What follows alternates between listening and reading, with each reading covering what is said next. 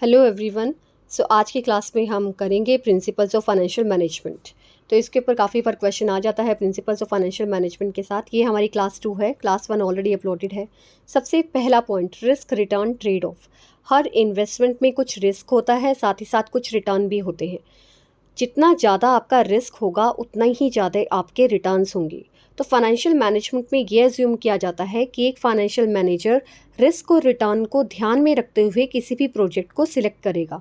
तो trade off होना चाहिए कि कितना रिस्क और कितना रिटर्न मिल रहा है, तो वही प्रोजेक्ट उसे सिलेक्ट करनी चाहिए जिसमें उसके रिस्क और रिटर्न बैलेंस हो सके।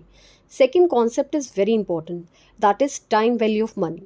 टाइम वैल्यू ऑफ मनी के ऊपर एक वीडियो मैं अलग से बनाऊंगी कि कैसे कैलकुलेट किया जाता है टाइम वैल्यू ऑफ मनी और है क्या कॉन्सेप्ट, क्योंकि इंपॉर्टेंट है और काफ़ी बार आ भी जाता है एग्जाम में।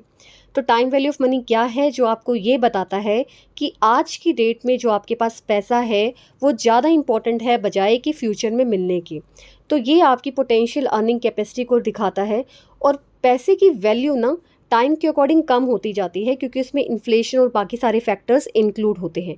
इसके ऊपर हम डिटेल में चर्चा करेंगे जब हम इसकी एक सेपरेट वीडियो में लेकर आऊँगी। Next point is cash flows are the source of value. तो फाइनेंशियल मैनेजमेंट के प्रिंसिपल्स में ये इंपॉर्टेंट फैक्टर है कि आपको कैश फ्लोज का ध्यान रखना है।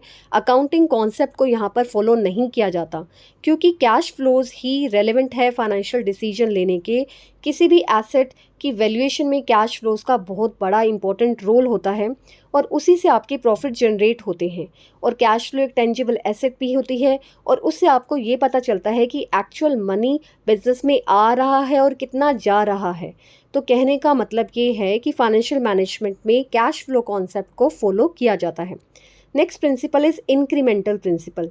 तो इंक्रीमेंटल रूल ये कहता है कि जब भी आप एक प्रोजेक्ट के बारे में उसका कॉस्ट बेनिफिट एनालिसिस करते हो तो आपको हमेशा एडिशनल बेनिफिट या फिर एडिशनल कॉस्ट को ध्यान में रखना चाहिए।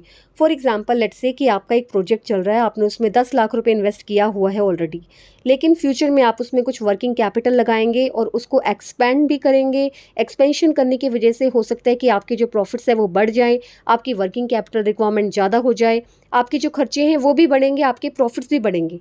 तो वो जो बढ़ी हुई कमाई है वो होती है आपकी इंक्रीमेंटल प्रिंसिपल। तो कई बार आपके बेनिफिट्स, क्योंकि आपको नया प्रोजेक्ट या फिर नया पैसा लगाने पर आपको जो बेनिफिट्स मिले हैं वो, और साथ साथ कुछ कई बार ऐसा होता है कि आपको कॉस्ट भी बच जाती है।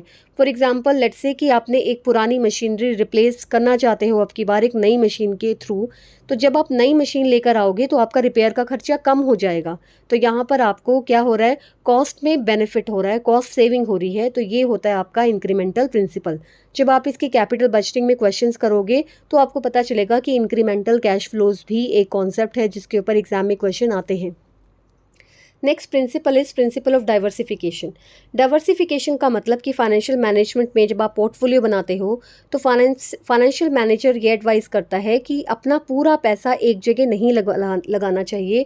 कुछ पैसा आपका डेट में जाना चाहिए, कुछ इक्विटी में जाना चाहिए, कुछ म्यूचुअल फंड में जाना चाहिए। तो don't keep all the eggs in one basket, क्योंकि सब जगह एक पूरा पैसा एक इन्वेस्टमेंट, एक ही जैसे इन्वेस्टमेंट पे लगाने से आपका पूरा पैसा डूब भी सकता है।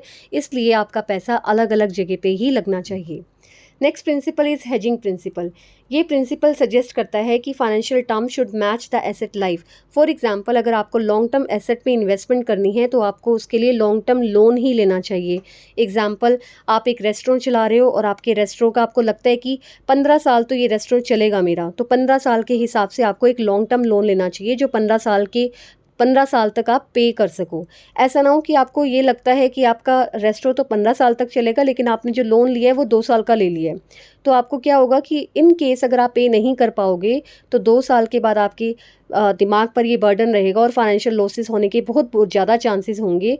इसलिए अपनी एसेट को हमेशा मैच करना चाहिए नेचर ऑफ द लोन के थ्रू। जब आप शॉर्ट टर्म एसेट में इन्वेस्ट करते हो तो आपको शॉर्ट टर्म लोन लेना चाहिए, और जब आप लॉन्ग टर्म एसेट में इन्वेस्ट करते हो तो आपको लॉन्ग टर्म लोन लेना चाहिए। तो इन प्रिंसिपल्स के थ्रू आपको पता चलता है कि फाइनेंशियल मैनेजमेंट में कुछ कॉन्सेप्ट क्यों लगाए जाते हैं, क्योंकि ये प्रिंसिपल्स एग्जिस्ट करते हैं।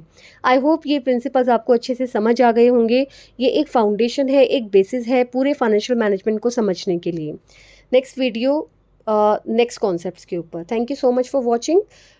कमेंट बॉक्स में ज़रूर लिख कर बताइएगा अगर आपको ये कॉन्सेप्ट समझ आया है तो। Thank you so much, all the best.